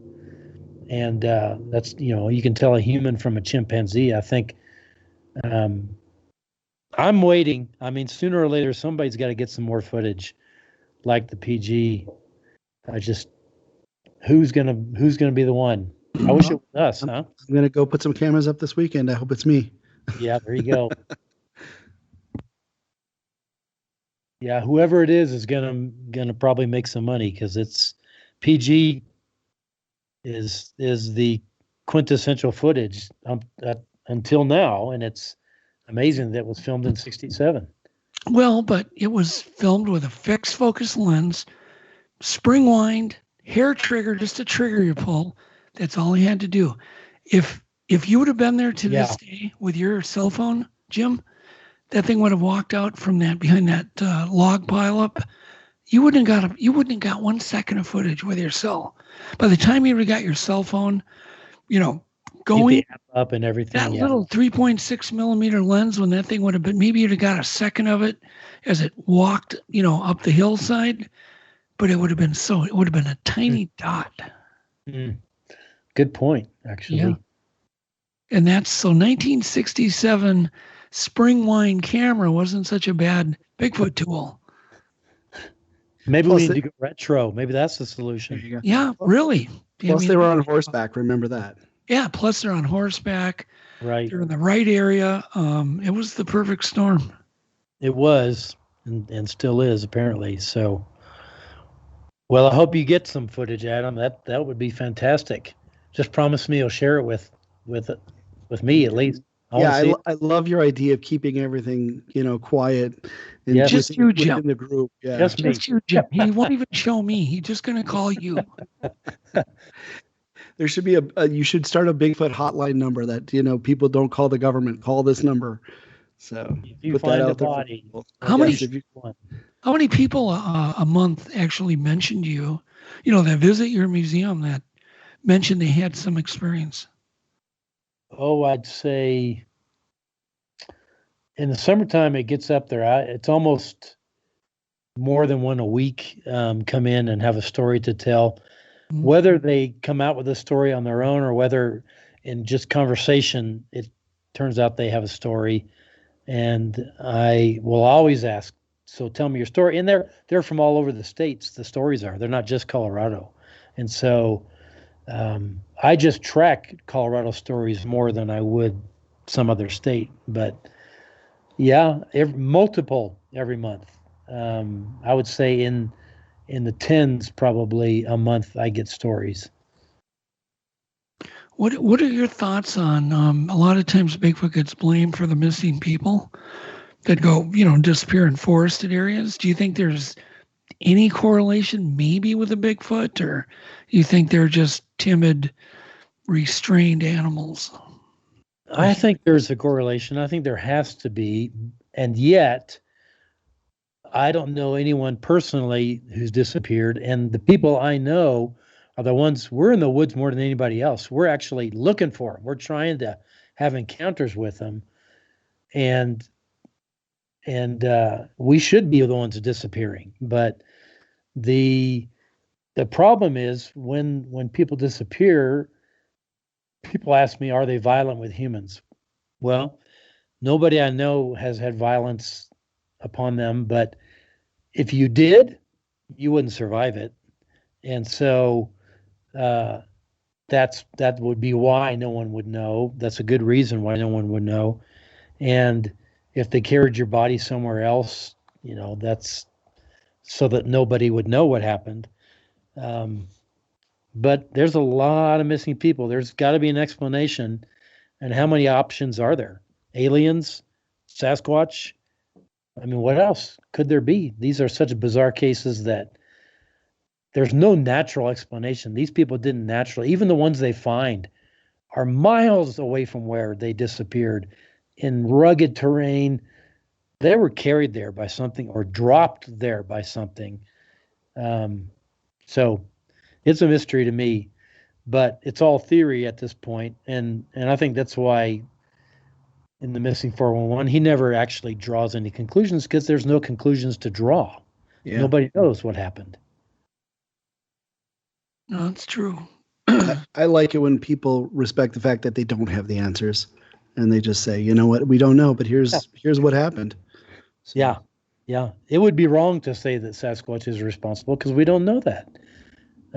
We don't really have any proof that that's the case. And so could they be? Yes, obviously. They're strong enough, capable of carrying somebody off. But did they? That's impossible to prove at this point. And I don't want it to be true because I spend too much time in the woods. Adam doesn't want it to be true either, do you, Adam? Just because I can't run very fast, yeah. All my friends make that bear joke. It's like, we just have to run faster than Adam. That's all we got to do. But, I've carried a gun for years in the woods, and I've never once pulled it out of the holster. And so I think they could have hurt me dozens and dozens and dozens of times when I didn't know they were there in the dark. It's all, the advantage is all on their side, and they never have. So to the contrary, I've heard of people being healed by them. I've heard of people being helped by them, rescued by them, things like that. Those are the stories I like to hear. Do you have one or two really cool stories that have been relayed to you from people that you know down there in Colorado and trust? Yes. Hey guys, we're using Poshmark and you should too. Do you have things that you don't wear anymore? Poshmark is seriously the easiest way to make room in your closet, make some cash, and also snag a bargain. It's the coolest reseller with the best brands like Lululemon, Nike, Reformation, and Gucci for up to 70% off. DJ Khaled has a closet and Serena Williams. Download the app today. Enter Podcast 10 when you sign up for $10 off your first purchase on Poshmark. Enviar nota de voz al group chat. Buenos días, ¿quieren desayuno de McDonald's? Guide dice, eres la mejor. Un sausage McMuffin, please. Laura dice, sí, sausage McGriddles para mí. Ale dice, ya comí, pero me traes un hash browns, love you. Mi colega favorita, Jill. Llévate todos tus favoritos de desayuno como un sausage McMuffin por unos pocos dólares, solo en el $1, $2, $3 menú de McDonald's. Precios y participación pueden variar, no puede ser combinado con un combo meal. On this topic of healing? No, just on a Bigfoot encounter. Bigfoot encounter. Yeah, many.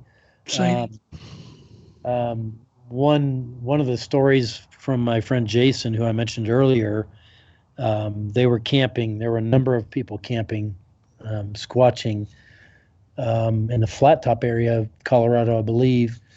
And the weather wasn't great. They hadn't had any activity that the days they were out there. The last night they were there, it was raining off and on. And he woke up early in the morning, 2 or 3 in the morning, and he heard some noise in the campsite and movement, things walking around. And it was funny, when the rain was coming down, he could hear movement. When the rain stopped, everything stopped. If a plane flew over, he would hear movement. When the plane was gone, everything stopped. So he heard movement, and they had a Dutch oven on the fire, and he heard the lid get open, picked up, something was looking at it, and then put back down again.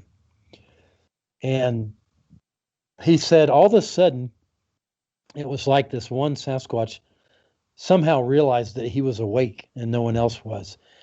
And he was about 30 feet from the fire. And it cleared that in like 3 steps. Boom, boom, boom. And it came right up, and it knocked over some wood they had stacked up there, and it's striding over to his tent. And then it's just standing there next to his tent. And he was in a backpacking tent, so it's a little tent. And his rainfly was I think ruined or something. So he'd hung his poncho over the top of the tent, covering up some air vents and things. And all of a sudden, this thing reaches in through the poncho and is kind of squishing the poncho in its hand right over his head inside his tent. So it's reached through the poncho, it's kind of crinkling it in its hand. He said the hand was huge. And so he's terrified, understandably. And then it pulled its hand out, and then it must have gotten down on all fours, and it pushed its face into the side of his tent. He said it was as big as the bottom of a 5-gallon bucket. And it pushed its face in, and it sniffs real hard. And he said he could see the eyebrows, he could see the nose, the mouth, and he's got a gun, and he's got it pointed right at the head of this thing. And he's desperately thinking, what do I do? What do I do? What do I do? Is it going to kill me? And suddenly he gets this thought, move your legs. And it was a bizarre thought. So to this day, he says he thinks an angel talked to him. But so he shifts his weight in his sleeping bag, and the Sasquatch literally does this. It goes, and it pulls back from the tent, and it stood up. And he said it was just starting to get light, and he could see this enormous shadow stand up. It made a call, and it's left the campsite, and he heard 2 or 3 more walk out after it, the same direction. Wow. And so that is one of the most what would I say, terrifying incidents that I've heard because it was so close. I mean, it was right on top of him. And it was behavior that you don't normally see a Sasquatch doing. And he was terrified, but he survived. And he, a little backpacking tent, it could have stood up and just stepped on him and squashed him in there, but it didn't. Were they in out deep in the woods? They were in an area where there had been a lot of activity. And of course, he's the only one that heard anything that night. Everyone slept. The rest slept through the whole night, didn't hear anything. So, and here he comes with this fantastic story. And I'm sure the others were like, right, that didn't happen to you, surely. One of the best stories I've heard in a long time. Yeah. Yeah. But he's a very believable guy, and Jason doesn't lie to my knowledge. And so I believe it happened just the way he said. But yeah, stuff like this, you never know. You just never know. You go camping, and I think they somehow know when people are camping because they're looking for evidence of Sasquatch, and when people are just camping because they're camping. And we tend to have a higher percentage of stuff happen to us, I think, than the average person does when they go camping. Super interesting. Yeah, exactly. Do you what do you think their diet consists of there in Colorado? I mean, are they omnivorous? Do you think that they're just plant eaters? What are your thoughts? Well, I don't know about the plants, but I know they're carnivorous because I found a kill site back in 2013 or 14 where a Sasquatch killed an elk. And the reason I know this for a fact is we were out traipsing around in the afternoon in March, so there was still snow on the ground, but not everywhere. There were areas that were dry and areas that were snow covered, and there were deer and elk tracks everywhere in this area.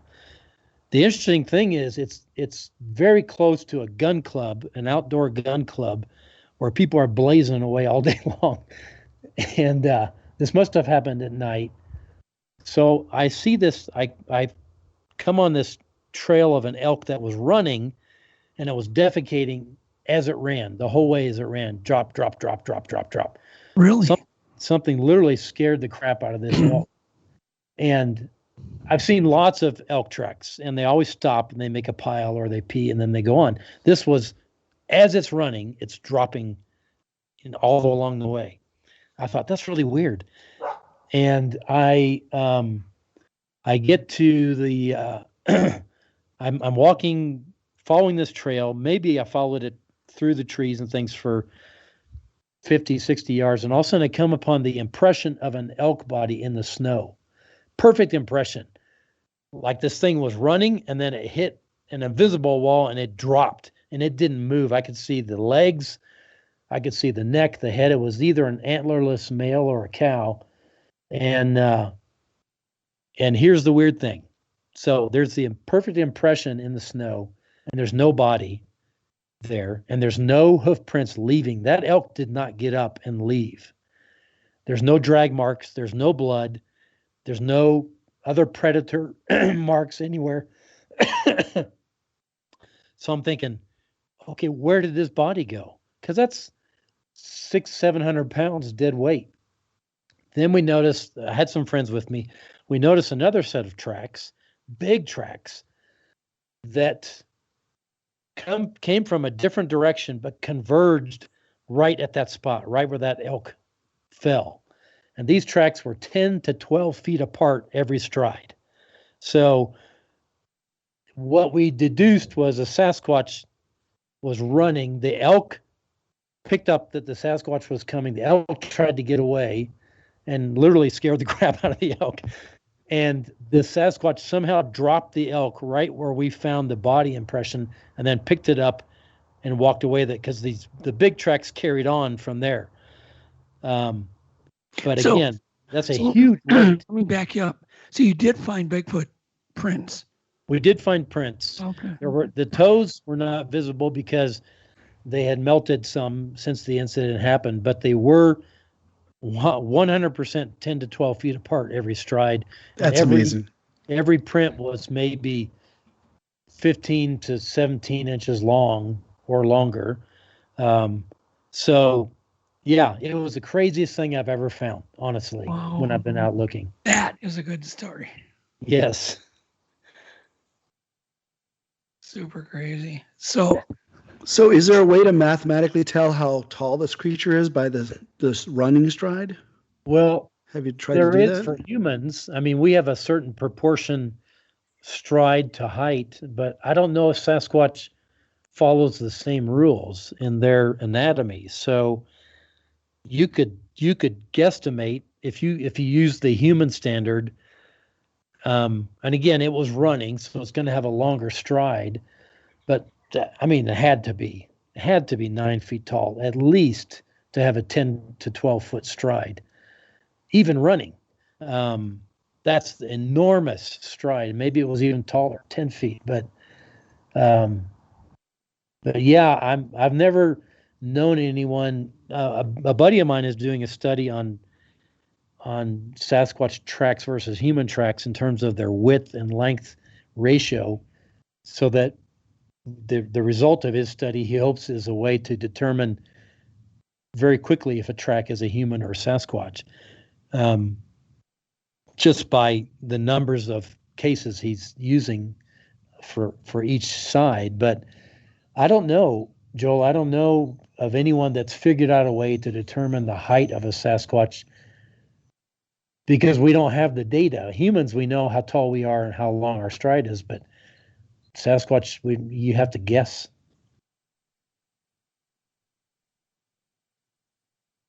Joel?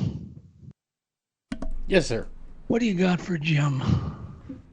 Well, the reason why you haven't heard me is that road work right outside my window is getting a little loud. So I figured I'd let you guys talk amongst yourselves while the fine city workers decide to finish my road, which will be wonderful when it's done. Just a couple things. I noticed earlier I mentioned a body.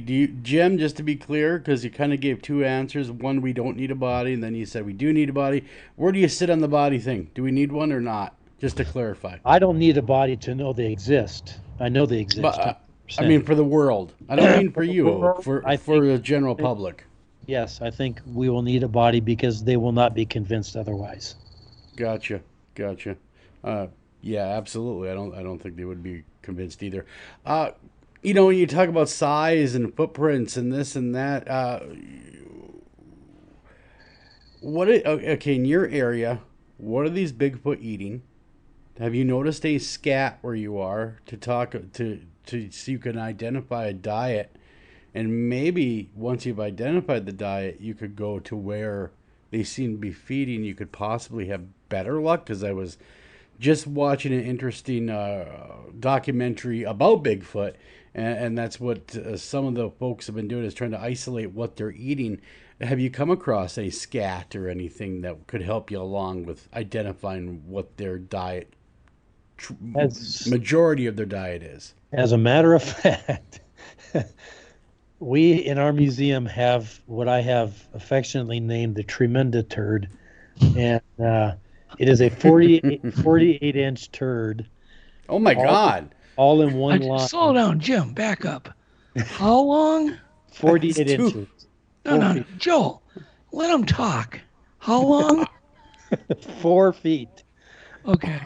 And it's all in one line, and it's not tremendously large in diameter, but I have never known of a large mammal, bear, lion, anything of that nature. The nature of the scat looks like a lion scat, but there's no lion that's got a colon that's going to produce 48 inches of scat. So, jeez, one piece. Something squatted and walked while it was squatted, and I've heard of them doing this. I've heard of people who found scat that was very long, very large diameter, not in a pile, and so I actually sent it off to be analyzed, and the person never got back to me. So I'm disappointed about that. But there's only limited information you can get from dried scat. If it's not absolutely fresh, it's very unlikely to get any DNA information. You might get diet information, but yeah, that's about it. So you'd mentioned that they're would you say they're opportunistic hunter, because you'd mentioned the elk story. Do you think that their diet is primarily meat, or would you say that they're kind of more of a Well, you think it has to be. They to sustain their body, they have their body size and weight. They would have to have a high percentage of protein. Although bears manage to get by on a mostly vegetarian diet, with their size. So, and the reason why that came to mind is, could you imagine the massive amount of calories this creature has to take in on a daily basis to support the frame and weight? I can't. But I've heard of numerous stories, first-hand stories or second-hand stories by people I trust, of them killing deer and elk. So we know they do that. Getting back to your elk story, do you think that was an example of a single Bigfoot hunting, or do you think that might have been a pack hunt where one of them scared it and the other one... we only found one set of tracks. Okay. And so, but I think my guess is the Sasquatch was out there looking for elk to kill. And so my biggest question is, how did he bring that elk down? There were no rocks there. It wasn't like he threw a big rock at the elk's head. We didn't find any rocks. My guess would be a broken neck. And yet the tracks of the Sasquatch came alongside where the elk fell, but never, they weren't mixed. The tracks of the Sasquatch were not mixed with the body of the elk or the tracks of the elk. So if they did that, which is what I thought, probably, their tracks would have been intermingled, or there would have been signs of a struggle right there. There was no sign of struggle. Just the elk is running, and then it's in the snow. Yeah. I was going to say, you mentioned elk, and maybe for the listener, elk, that's a massive, massive creature. I've gone elk hunting, and they're a very large animal. They are. And for a single Bigfoot to take down... They get to.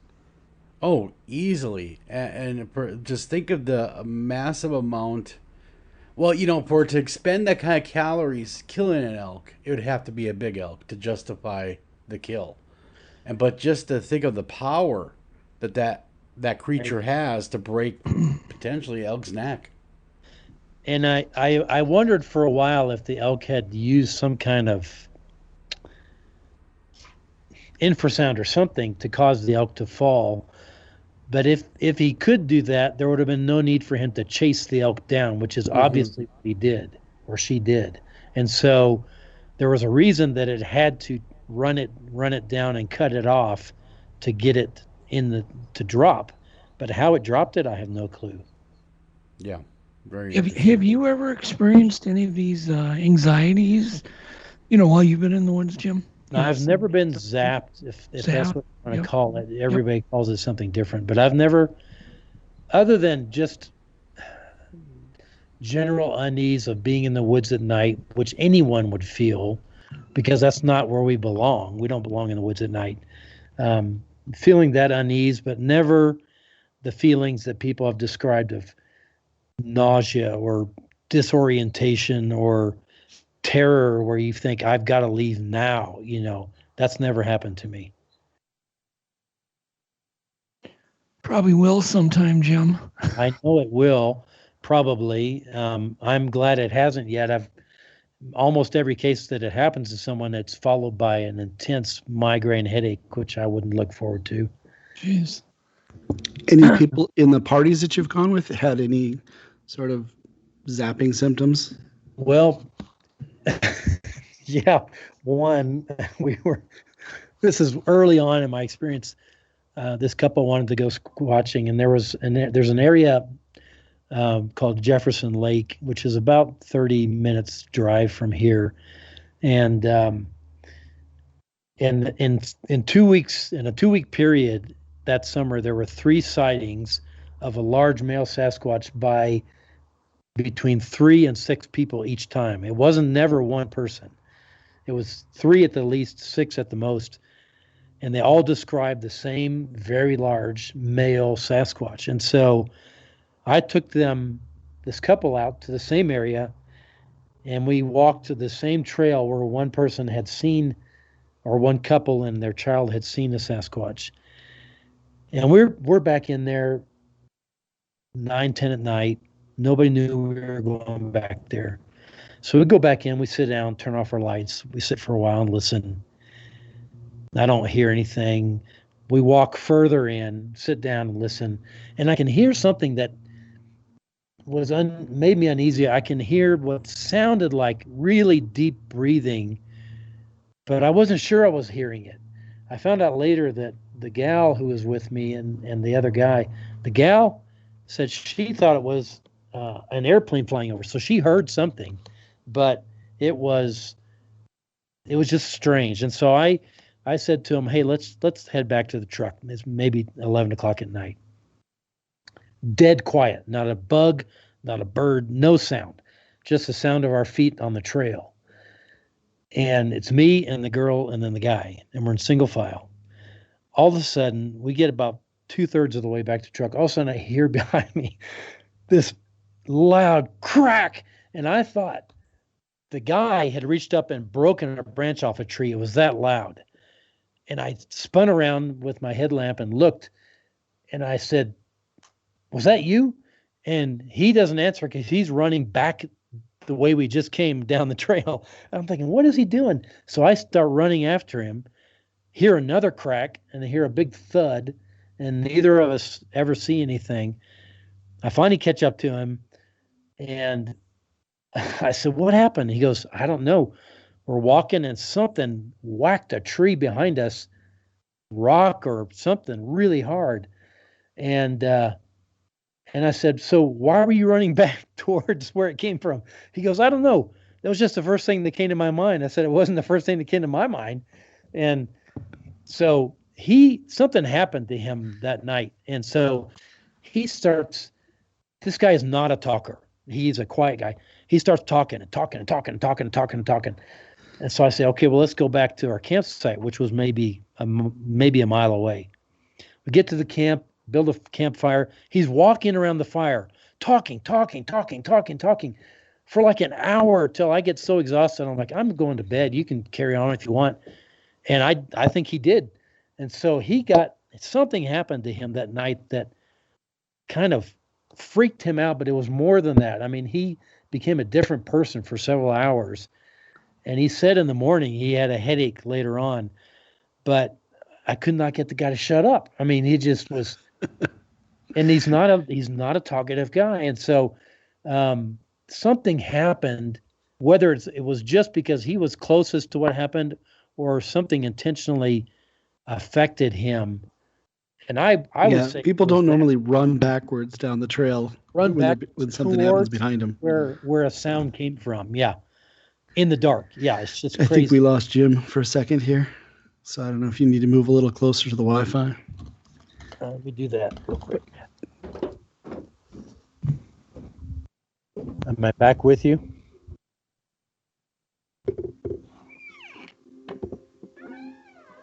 Hold on just a second. Are you still losing me?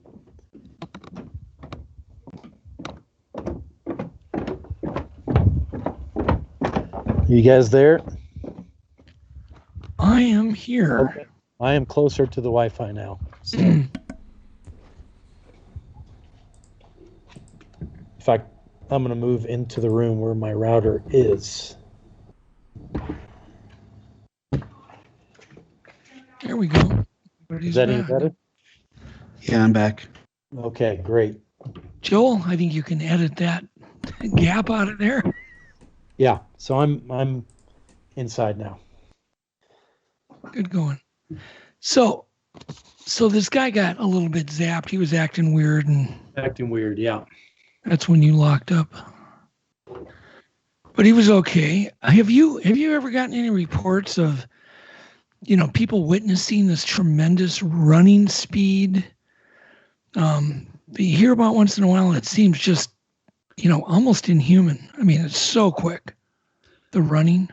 I've heard stories of people witnessing the running. There's a great video out there, and it wasn't running in this case, but there was a it's from British Columbia, and these guys are on top of this peak, and they're looking down below in the valley, snow-covered valley, like a glacial valley, and they see this speck down there, and they're talking like it. They think it's a Sasquatch, but they can't zoom in close enough with their camera to really tell. But they're remarking on how fast it was walking in what must have been extremely deep snow.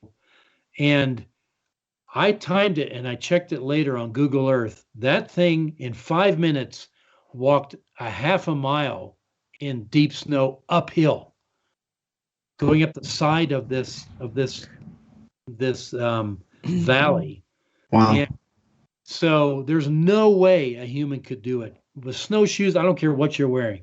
There's no way we could have walked that distance in the kind of snow that thing was walking in. So that was tremendous speed and powering through the snow. But as far as speed, there's one story I heard, two deer hunters, and this is on YouTube as well, in Idaho, that encounter a Sasquatch, and they got it on camera when they saw the Sasquatch watching them. And all you see is a brief second when the Sasquatch is standing there behind foliage. It turns and starts to run. And one of the guys, the younger of the two guys, said he was running as fast as he could. And he said the Sasquatch had to have been running 3 times faster than him. He said, I could not have caught it. It was humanly impossible to catch that Sasquatch. All he wanted to do was get close enough to get another shot of it on the camera. He said, no way. It was running so fast. It was just like it was gliding through the woods, and he just gave up. He couldn't keep up. Crazy. Yep.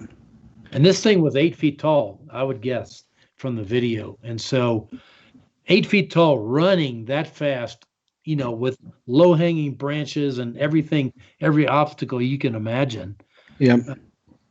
Unbelievable. What about the thing that gives me the creeps is when I hear people describe these things dropping to all fours, kind of walking like a spider. Have you heard that? I've heard of that too, and it's bizarre. It's spider is the only way to describe it. It's not like they're getting down and walking like an ape. They get down and they're slinking really low to the ground like a giant spider. And again, I don't know how they do it with their size. So I heard this story, and I wish I could remember where I heard it. It was a testimony, and it was in, I think it was Oklahoma or Arkansas, but this family had this tradition. This guy's grandparents had this tradition of every evening they would go sit on their porch and they would watch across the street. There was a trailer that a gal lived in, and every evening, or almost every evening, she would live capture raccoons or possums or something like that, and the Sasquatch would come to her trailer to take them from.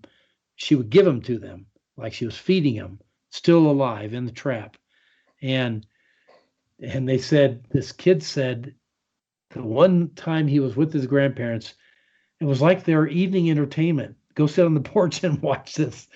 And they said the male walked up to the trailer and made some kind of noise to attract the woman's attention. But the female was slinking in like a spider, like he said. And at first they couldn't see her. She was so low to the ground, and she kind of slinks in, and then she stood up. And when this woman gave them a raccoon in a cage, and the raccoon was screaming bloody murder, and they took the cage and all, and walked away with the raccoon. But that's what I remembered the most about that story, was that slinking spider-like gait of this female. That is amazing. The first time I heard about it was from a very well-respected Native American up in your neck of the woods, Joel, who was with a whole bunch of people, and they saw this weird thing coming over this huge log pile, from a timber operation, and it just like totally flat, kept moving like a snake or a spider over the top of the log pile, got to the other side away from them, and then stood up and walked into the forest. Just gave me chills when he told me that story. Yeah, it's so bizarre. Very, very bizarre stuff. So we're just about out of time, and maybe Jim, you can kind of tell everybody where they can get a hold of the all of the gifts and stuff. I'd imagine you have an online. Yeah, we do. At SasquatchOutpost.com is the website, and then there's a button for Shop Now that'll take you to our online store. Almost everything we have in the store is available online, with the exception of bigger items that we can't really ship easily. Sure. But please check it out. And if you're ever in Colorado, come see us at the Sasquatch Outpost. Very cool. Very, very cool. We're at the end of another show. So, like always, we're signing off. It's Joel, Doug, and of course, we have Adam. He's with us. Yep. And we are all signing off. And it's been great talking to Jim, of course. And again, if you're in Colorado, check it out. Sasquatch Outpost. Till next time, guys. Watch on.